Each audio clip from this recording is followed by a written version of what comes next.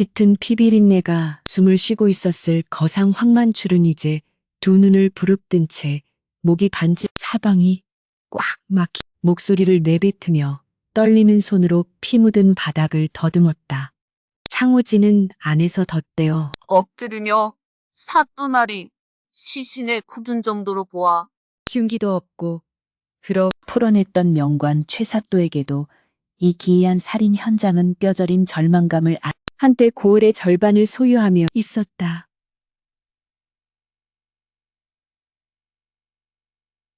천장의 대들보 위 무겁게 가라앉았다. 살아생전 그리도 모질게 굴더니 밖에서 대기하던 이놈, 고개를 들고 똑똑히 고하거라. 네가 이 방의 문을 열었을 때 몸종은 콧물과 눈 없는 듯 간절했고 사또는 깊은 한숨을 내쉬며 턱수염을 쓸어내릴 수밖에 도끼로 부서진 문짝의 파편 망발일 뿐이었다. 그는 번뜩이는 눈으로 다시 시신을 향해 고개 시신의 상처 부위를 세밀 불가능했다. 푸른 가루라. 단서 하나가 잡힌 듯 했으니 백성들을 향한 가혹한 고문으로 이어질 것은 불을 보듯 뻔한 이치였다. 어느덧 짙은 어둠이 물러 있었다. 밖으로 걸음을 옮기자 안도감과 탐욕의 빛이 일렁이고 있었다. 저들 중 겉으로는 형제간의 우애 터였다. 찌는 듯한 아침 햇살이 마당을 비추자 사또의 부장 듣거라. 호통을 쳤다. 단 한 명의 억울한 자라도 생긴다면 내 놈 엄중한 경고의 그림자는 아침 해조차 집어삼킬 듯 무겁게 일렁이며 뜰을 가득 채웠다. 사건의 첫날 아침은 무기는 진실뿐임을 직감한 사또는 주먹을 꽉 쥐었다. 그는 발걸음을 돌려 현 배후를 발가벗겨 저잣거리에 내걸고야 말 것이다. 사또는 수많은 얼굴들이 주말 올리고 있었다. 동원의 낡은 의자에 기대앉은 까마귀 떼의 불길한 울음소리가 메아리치며 스산한 바람을 몰고 왔다. 과연 이 어둠의 장막 뒤에 시작한 것이다.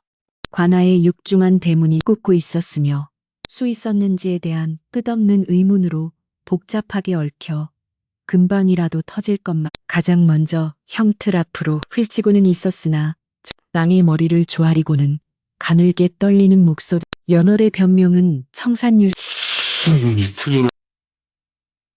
겁에 질린 동공을 이리저리 굴리고 있었다. 사또는 만석의 멱살이 깨져라. 저를 올리 확인해 본 결과 만석의 주장대로 그는 밤새 한 번, 세 번째로 끌려온 자는 심장에 칼을 꼭 내뱉었다.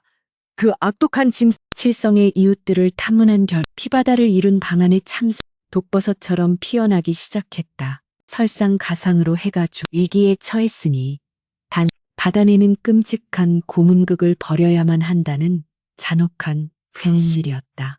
그날 밤 달빛마저 자리를 돋보기를 들이대고 나왔다.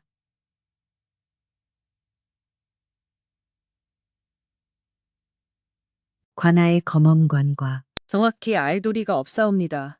의원의 무능한 대답을 다음날 날이 밝자 걷어가는 밀란이 일어날지도 치욕스러운 모욕과도 같았기에 그는 이빨을 꽉 깨물며 아전들을 매섭 과거 자신 처절한 결기가 동시에 관찰사의 서늘한 경고가 관복을 입은 사또의 그림자만 거대한 산성처럼 얼굴이 그의 뇌리를 어지럽게 스쳐 지나가며 사또의 머릿속을 방을 빠져나갔다는 것은 인간의 상식을 방 안으로 들어선 사또는 깊은 상처 부위에서만 집중적으로 그렇게 멍하니 채 골목을 뛰어다니며 장난을 치는 대문 틈새로 가만 반대편에서 이리저리 줄을 당긴 아이는 손가락으로 틈새의 눈을 바짝 가져다 대고 이 푸른 돌가루를 벽면에 쿵하고 처박히는 둔탁한 소리가 그 순간 벼라 쥐어뜯었고 시신의 목뼈가 부러질 정도의 사또는 거칠게 대문 터뜨릴 듯 입술을 파르르 떨며 주저앉으려 놀라지 말거라. 아가야. 무거운 짐을 묶을 때 쓰는 가루인데 사또는 떨리는 손으로 안으로 쏜살같이 뛰쳐 들어갔다. 갑작스러운 사건 현장인 밀실 안으로 가루를 먹인 빳빳한 올가미를 뱀처럼 밀어넣고 당장 긴 사다리를 여기 옵니다. 사또는 직접 사다리 뒤 올가미를 틈새로 쏙 빼내어 회수해버린 것이다. 하지만 새로운 의문이 곧바로 있었으니 밧줄을 당긴 물리적인 주체가 사람이 부잔, 당장 사또가 급히 달려가 안으로 연결된 살인 밧줄과 이어져 있었음이 이 얼마나 악랄하고 새덩이가 바닥으로 곤두박질치며 그 무시무시한 무게로 이 무서운 진실이 떠올랐고 모든 퍼즐 조각이 짓누르던 먹구름 사이로 한 줄기 눈부신 해 다가올 최후의 결전을 위해 눈물로 자신을 위장한 채 숨어있는 진범의 심장 칠흑 같은 어둠이 직 마당을 응시하며 묵묵히 서 있었다. 바람이 불 때 포교들의 거친 발걸음 소리와 이글거리는 눈빛을 숨기지 못하는 소장농 칠성이었다. 이 자리에 모인 밀실의 문살 앞을 서성거리며 마치 그날 밤의 참상을 너희들은 이 굳게 닫힌 둘러싼 포교들조차 침을 꼴깍 삼키며 사또의 다음 이것은 서역 상인들 못했던 원거리 사륙의 도구가 그 흉측한 실체를 드러내자 밤의 공기 그뿐만이 아니다. 초저녁에 불을 붙인 향이 타들어가며 자시 무렵에 이르러 향불이 밧줄을 끊어내는 하얗게 질려 있었다. 사또는 밧줄을 바닥에 내동댕이 치며 동공이 미친 듯이 흔들렸고 병든 노모를 돌보았다던 사또는 먼저 덜덜 국원을 채집 드나들듯 할 수는 없는 노릇이지. 이어서 기괴한 연극을 실행할 무대도 도구도 허락되지 않았다. 두 사람의 결백이 증명되자 독사의 섬뜩한 똥리로밖에 보이지 않았다. 긴 침묵 끝에 사또 거상이 살아세 고개를 저었다.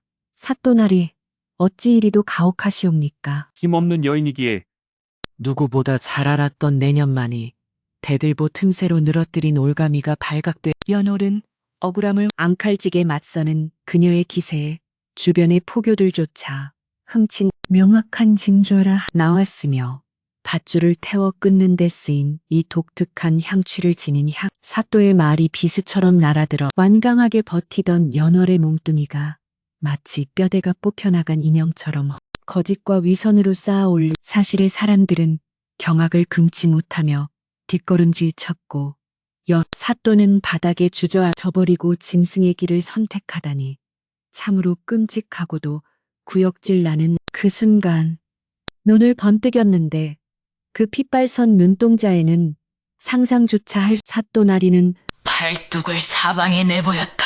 이것이 사람의 피를 토하듯 쏟아내는 푸른 가루와 향을 구하여 덫을 만드는 법을 배운 것은 오직 살고자 연월은 죽은 그녀의 찢어질 듯한 절규는 밤하늘을 슬픔과 한으로 물들이며 사또는 그녀의 몸에 씻을 수 없는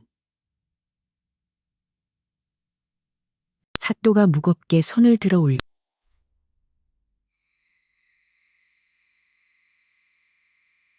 포승줄에 묶여 죽어 백골이 되어서도 결코 잊지 않겠사옵니다.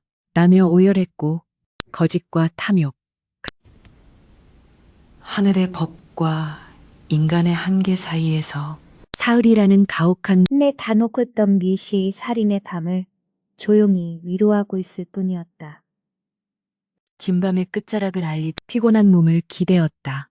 서늘한 아침 공기가 가명에 띄어보 선택해야만 했던 연월의 절규가 귓가에 황거상이 평생 연거푸 절을 올리며 굵은 눈물을 폭포수처럼 죽음의 문턱에서 정직하게 살겠다는 굳은 다짐을 관아에 포교 찌는 듯한 아침 해진 무명 치맛자락 뒤로 쏙 숨어버리며 아가야.